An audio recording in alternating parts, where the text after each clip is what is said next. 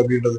இது எப்படின்னு கேட்டீங்கன்னா, நீங்க தீபாவளி நேரங்கள்ல நீங்க போகும் பொழுது ஒரு பட்டாசுகள் வந்து தெருக்களில் வந்து நீங்கள் எதிர்பாராமல் அது வெடிச்சா எப்படி இருக்குமோ அந்த மாதிரி வந்து ஒரு பதட்டத்தை நீங்கள் வந்து உணர்வீர்கள் அப்படின்றத பார்க்கிறோம்.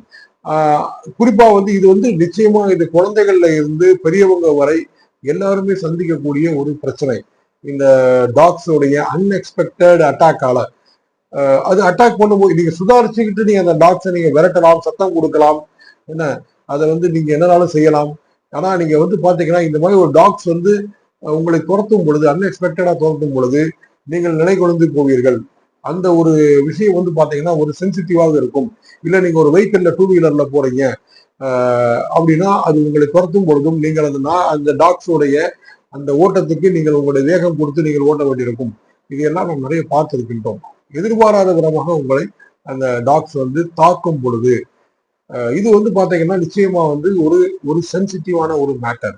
இது வந்து அவ்வளவு சீக்கிரம் நம்ம வந்து அது இப்போ குறிப்பாக வந்து குழந்தைகள், பள்ளிக்கு சென்று வரக்கூடிய குழந்தைகள், அது அவங்க வந்து பாத்தீங்க அப்படின்னா ஒரு ஒரு தெருக்களில் நடமாடுறதே வந்து அவங்களுக்கு ஒரு ஒரு பழக்கம் அப்படின்றத சொல்லலாம். அவங்க வந்து மெல்ல மெல்ல தான் அதை பழகுவாங்க. அப்படி பழகி வரும் பொழுது இது மாதிரிப்பட்ட இந்த நாய்களினுடைய டாக்ஸினுடைய அச்சுறுத்தல் வந்து பாத்தீங்கன்னா மிகப்பெரிய ஒரு சமூக கேடுதான். இதை வந்து நீங்க சப்போர்ட் பண்றதுக்கெல்லாம் தயவு செஞ்சு நான் சொல்றேன், அந்த மாதிரி நீங்க செய்யாதீங்க. ஏன்னா இப்ப யாருமே இந்த நாய்களை வந்து இதை வந்து அழிக்கணும், இதை வந்து அப்படின்லாம் சொல்ல வரல. இது ஒரு அசைலம், வேற ஒரு இடம் வந்து அதுக்கு ஒரு ஒரு ஸ்ட்ரீட் டாக்ஸ் இருக்குதுன்னா அதுக்கு ஒரு காமன் பிளேஸ், ஒரு காமன் கிரவுண்டு, இல்ல ஏதோ ஒரு காமன் இதை வந்து கவர்மெண்ட் வந்து ஏற்படுத்தி கொடுக்கணும். சரிங்களா? அப்படியே அந்த டாக்ஸை வந்து விட்டுட்டு போக முடியாது. ஏன்னா ரெஸ்பான்சிபிலிட்டி இல்லாம இருக்குது.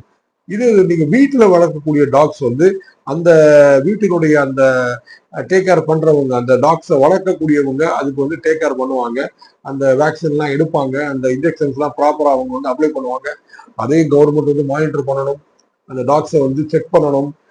ப்ராப்பரா வந்து இதுக்கு ஒரு ஒரு எப்படின்னா ஒரு தனி ஒரு டிபார்ட்மெண்ட் ஒரு இருக்கணும். அதுக்கு இருக்குது, வெட்டரி டிபார்ட்மெண்ட்ஸ் இருக்குது. இன்னும் அதை வந்து பாத்தீங்கன்னா கொஞ்சம் இரும்பு கரம் கொண்டு கண்காணிக்க வேண்டும். அது எல்லாமே அப்டேட் பண்ணி அதை வந்து ப்ராப்பர்